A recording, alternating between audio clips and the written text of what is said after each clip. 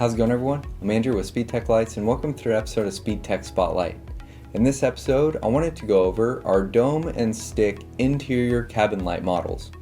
So here I have our dome light models.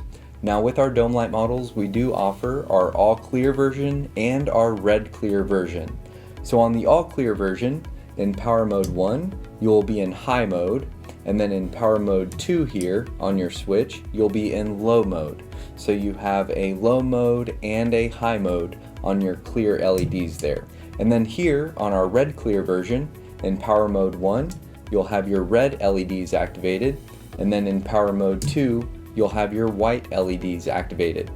So you have your two color options there on the red clear model. And then on the clear model, you'll have your high and low intensity modes. Now here, it's the same concept on our stick light models. Now with our stick light models, here's a red clear version, for example. So there my clear LEDs or white LEDs are activated. And then in power mode 1, I'll activate the red LEDs there. And again, that's the red clear model of our stick light interior cabin light. And then here on our clear model, you'll have your low intensity mode and then your high intensity mode.